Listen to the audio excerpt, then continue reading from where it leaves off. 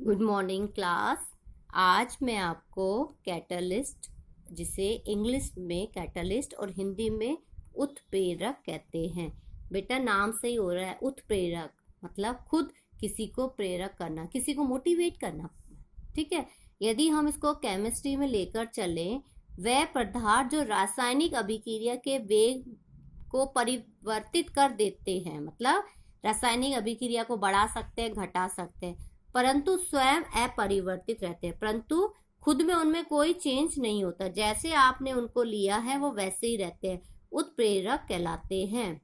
और इस घटना को उत्प्रेरण कहते हैं। मतलब वो पदार्थ जो हम रासायनिक अभिक्रिया में यूज करते हैं, और रासायनिक अभिक्रिया को हम कम करने के लिए यूज करते हैं, बढ़ाने के लिए यूज करते हैं, और उन सब्सटेंस का उस रिएक्शन पर कोई प्रभाव नहीं होता, उत्प्रेरक कहलाता है। एग्जाम्पल, वनस्पति तेल पर और हाइड्रोजन की से क्रिया कराकर और निकिल उसमें उत्प्रेरक का काम करे तो वनस्पति घी का निर्माण होता है।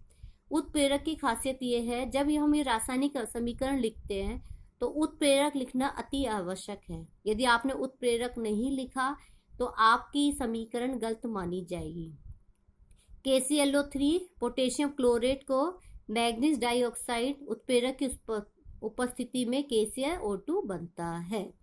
अब आपको एक चीज बता दें, उत्प्रेरक के बारे में जानने से पहले हम उत्प्रेरकों को पढ़ने से पहले उसे डिस्ट्रीब्यूट करते हैं। तो आपके सिलेबस में अवस्था के आधार पर उत्प्रेरक दो प्रकार के होते हैं। एक होता है समांगी और एक विषमांगी। समांगी मतलब होमोजीनियस, विषमांगी मतलब हेट्रोजीनियस। तो आपसे पूछा जाए भौतिक अवस्था के आधार पर उत्प्रेरक को बताइए, तो आप इन दोनों की परिभाषाएं लिखेंगे। समांगी का, जब रासायनिक अभिक्रिया में उत्प्रेरक अभिकारक उत्पाद तीनों की अवस्था एक, तो मतलब आपका अभिकारक और उसका प्रोडक्ट और उसमें यूज उत्प्रेरक तीनों एक ही अवस्था में हो, सॉलिड लिक्विड गैस कोई सी भी एक अवस्था हो, समांगी उत्प्रेरक कहलाता है। बेटा इसके दो आपके समीकरण दे गए हैं, आपको एक इजी समीकरण याद करनी है। मेरे हिसाब से आपके लिए SO2 + O2 गिव्स SO3, और इसमें NO आपका क्या है, उत्प्रेरक। ठीक है, तो इन तीनों की अवस्था क्या है आपकी, गैसीय।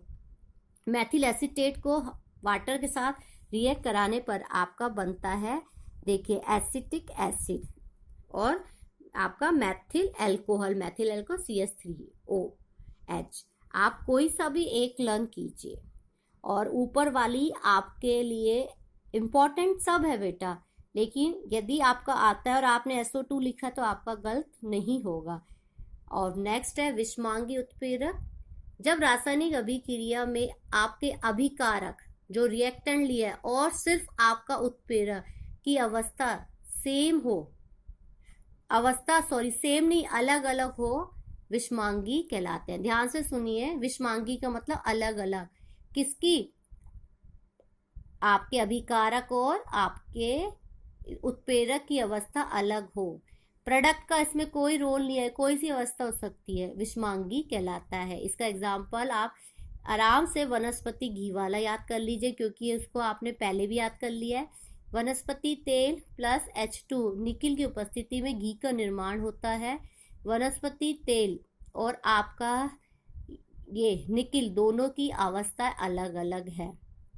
ठीक है, इसके बाद आपका क्रिया के आधार पर उत्प्रेरक आते हैं, जो है धनात्मक उत्प्रेरक पॉजिटिव, फिर है आपके ऋणात्मक उत्प्रेरक, सतह उत्प्रेरक आ जाते हैं, आपके जैव उत्प्रेरक आ जाते हैं, और जैव उत्प्रेरक में आपके आ जाते हैं कुछ क्रियाशीलता को प्रभावित करने वाले वर्धक और विष।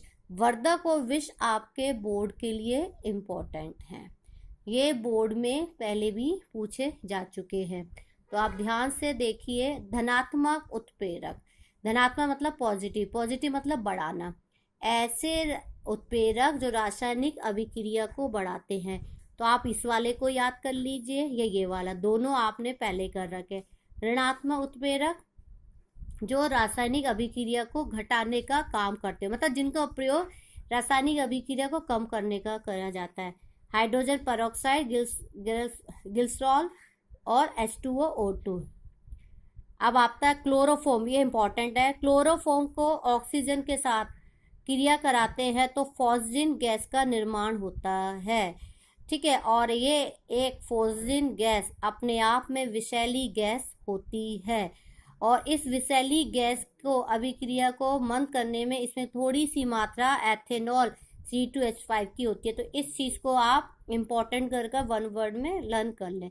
स्वतः उत्प्रेरक, स्वतः उत्प्रेरक क्या होता है? जब किसी रासायनिक अभिक्रिया में बना प्रोडक्ट ही उत्प्रेरक का कार्य करता है। मतलब जब एक ऐसी अभिक्रिया होती है जिसमें से बनने वाला उत्पाद ही उत्प्रेरक का कार्य करता है, स्वतः उत्प्रेरक कहलाता है।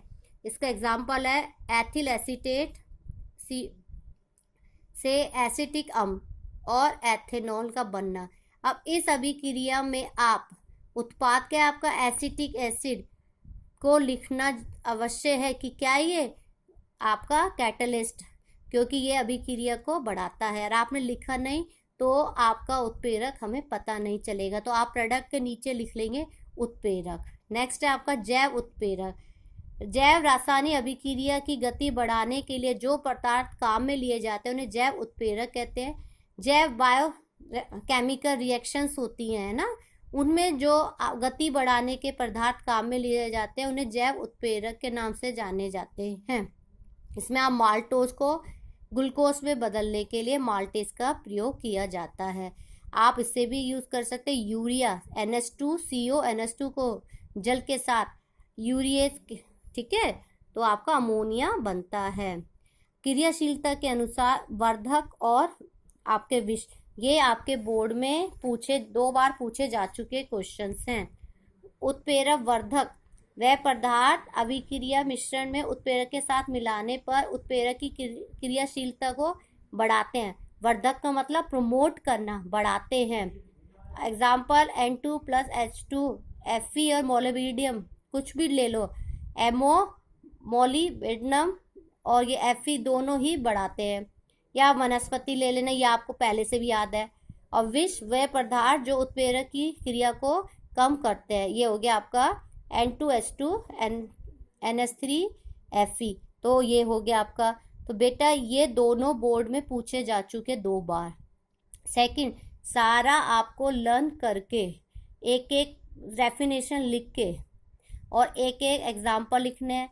और मेरे हिसाब से एक एग्जाम्पल आपका वनस्पति घी वाला बेटा, ठीक है, और एक एग्जाम्पल आपका ये वाला N2H2O वाला और SO2 वाला। 3 एग्जाम्पल जहाँ जहाँ आपके प्रयोग हो रहा है आप उन्हीं को ही कैरी कीजिए।